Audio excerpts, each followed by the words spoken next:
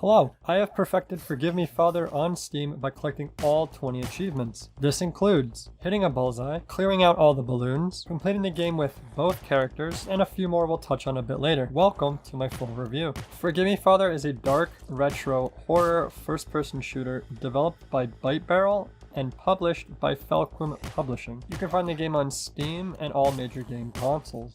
Starting with the settings menu called Options, it is visually pretty basic. Blue on black. I do like it, not a complaint. Feels good on the eyes. The game has every option you need. Gameplay being important, this is where you can change the difficulty. If you use the scroll wheel for weapon swaps, you can lower or raise the delay. And if you're squeamish of blood, you can turn it green. Honestly, a thoughtful idea instead of just turning it off. Now, I am most excited about the key binding page. I never thought I'd say that, but check this out. It looks like a normal page, separated properly. A picture of your keyboard with keys used and a description of what they do. However, if you mouse over keys in use, it will go to said bind in the listing. Not only that, if you change the bind, it will change on the keyboard as well. I can't recall a single settings page I've seen recently with this much detail. I love it. The default bindings work very well. They even start you off at 90 field of view. Thank you. Never changed a thing. However, it did take a bit to adjust to having R as an ability, as there are no reloading weapons here. The game has 5 difficulty options. Very easy, easy, normal, hard, and expert. I'd recommend playing through on normal or hard if you'd like more of a challenge. I don't recommend playing on expert, at least for boss fights. I'll explain more on this later. There are quite a few replayability options. After your first completion, you'll unlock New Game Plus and an Endless Mode. New Game Plus allows for many extra custom options you didn't have prior, making the game impressively harder or brainlessly easy. Endless Mode provides exactly what you think. You choose a custom level you'd want to pursue and try to get through as many waves as possible while praying for ammo. Great mode if you enjoy pushing for leaderboards as well. The gameplay is clearly inspired by other boomer shooters such as Duke Nukem or Doom, but with a modern twist, which is executed quite well. You start your adventure choosing one of 2 protagonists, a priest or a journalist, both being thrown into a dark mystery like Scooby-Doo, but with more bloodshed. They each have their own 4 combat abilities and lights attached to them. I started with the priest, who has a lantern for light, a crucifix to heal himself, holy water for stunning, Necronomicon for invulnerability, and a medallion for infinite ammo.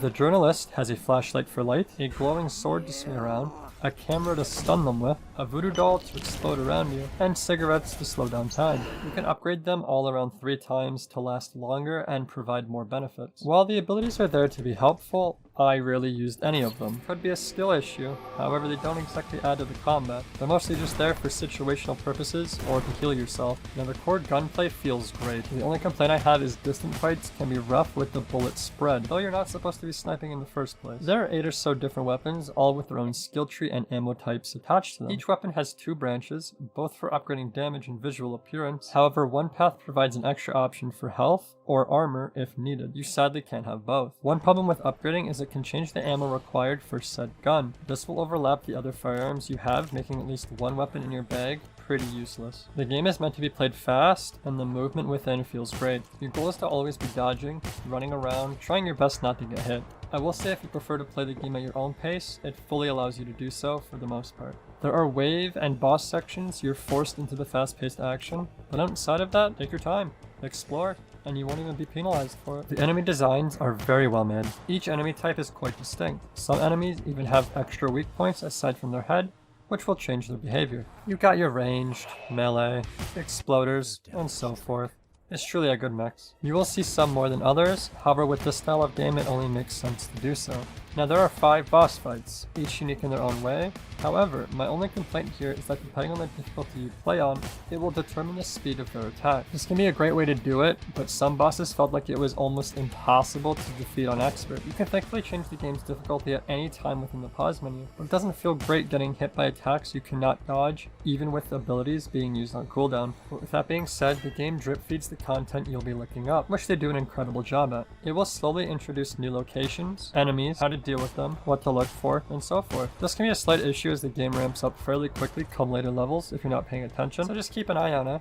The game is set in a comic book styled world inspired by the novels of H.P. Lovecraft, who is the creator of Cthulhu, which just so happens to be one of the boss fights as well. Their objective was clearly to create a game where every screenshot or video made seem ripped from a comic book, and they absolutely nailed that aesthetic. The world consists of 32 levels, 5 of those being bosses. The level design is strong. The further you progress, the larger the level becomes. You have your narrow corridors, openish forest, who knows, and it all mixes well. The levels are sectioned off by locked doors that you'll need to find the color-coded keys for. The layouts of the levels are quite simple and mostly linear, so you know where to go, what to do, and what to expect, which is wonderful. Exploration is awarded due to the amount of secret locations put in each level. While it's not necessary to find any, most will provide extra armor or ammo if needed. Though for the most part, ammo is spaced generously, so it's rare you'll find yourself empty. If you're trying to 100% a level, finding all the secret locations is required. This is fine, however it does award a slower pace for what is supposed to be a fast-paced game. On top of the secret locations, the game has a lot of references thrown about, such as the red rum door from The Shining, red balloon from It, and even the Why So Serious from The Dark Knight's Joker. I'm sure there were references thrown in I wouldn't have caught also.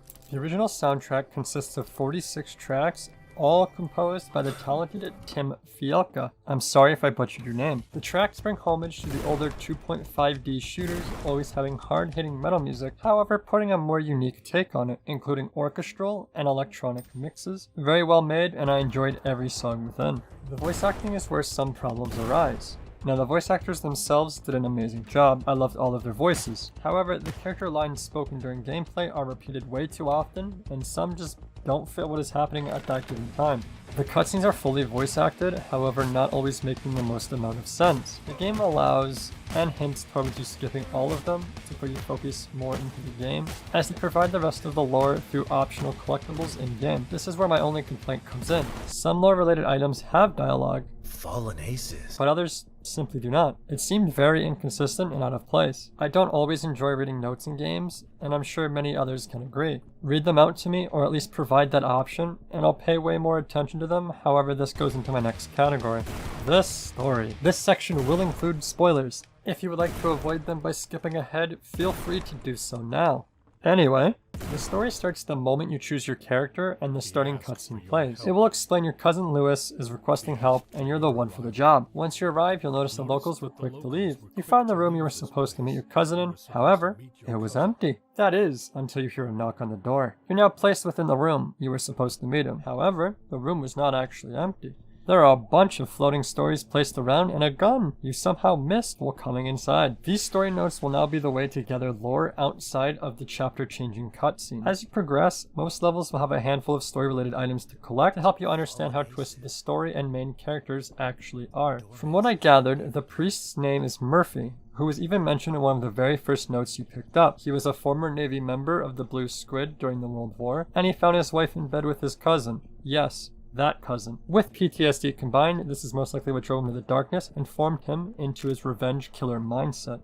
The journalist, obviously taking a different approach to darkness, revolved around plunging into a world of drugs and hallucinations, which is what drove her to the homicidal rampage. One of the details I loved very much is the characters' abilities are tied to their personality, which you'll realize while uncovering the lore related to them. A quick example is the priest has a medallion honoring his time in the Navy, and the journalist has cigarettes implying her drug usage.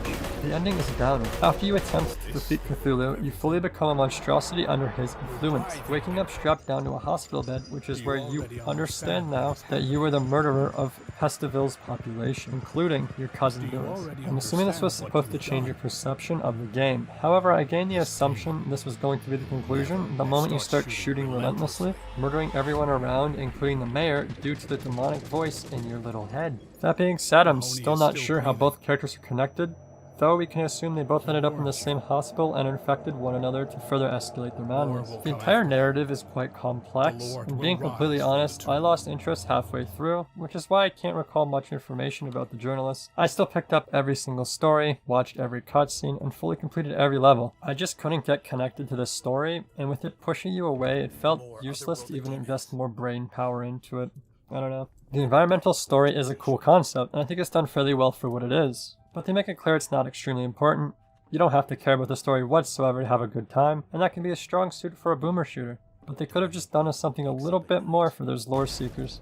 Now, as mentioned before, there are a total of 20 achievements, all of which took me 15.5 hours to obtain, with the average being around 13.5. I usually don't like mentioning achievements handed to you just by playing through, however most of them here are tied to that, so we're going to start with 2 achievements tied to using your abilities. Stunner, as the name suggests, you must stun at least 4 enemies with the Priest's Stun, and Voodoo from Hell to kill at least 5 enemies with a single use of the Journalist's Voodoo skill. Both of these were not obtained in my first playthrough, as I said prior. I don't really use them. You can get them both fairly quickly just by training enemies in the wave rooms. Run, Forest, Run! The name obviously referencing Forrest Gump is one of their more unique achievements. Load into the forest level and run through it as fast as possible while not hurting a single soul.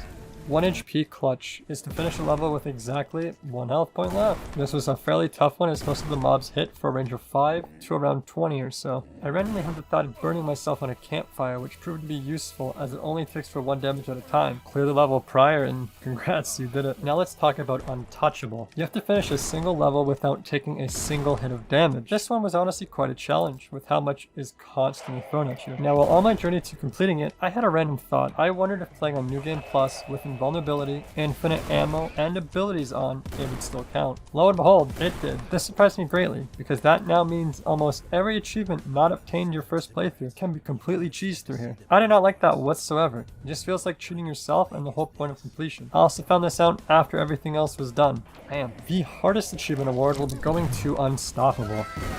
You'll need to survive 20 waves in Endless mode, which cannot be done with cheats. This took me a couple of attempts, as the further you progress in Endless, the less ammo you're given, so you need to truly make your shots count, and 20 waves felt like a lifetime. With all that being said, the achievements seemed like a last-ditch effort and had little thought put into them. Not always a bad thing, as it makes hunting easier. However, there could have been so much more attached to maybe the story, secret locations, full completion, yada yada. I could think of so much, but it was clearly an undersight. Now let's move on to some of the positives. The game feels and runs smoothly. The comic book aesthetic is done to perfection. There's lots of action and mob variety to learn and keep you on your tiptoes. The map design is great. You know exactly what to do and expect. Fair chunk of replayability, especially if you're a chaser of leaderboards or trying to get every upgrade. As for the negatives, the story is forgettable and not worth caring that much about. The achievements are lackluster, and there can be graphical and performance issues on startup, which can usually be fixed by lowering your shadow quality.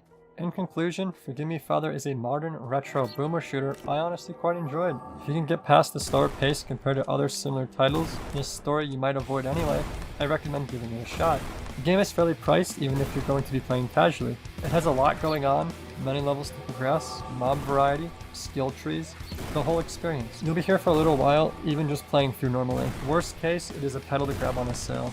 That will conclude my Forgive Me Father review. Thank you for watching if you made it this far. Let me know what you thought down below, or what game I should complete next. I also take review copies. Anyway, subscribe so you never miss a video. And until next time, take care.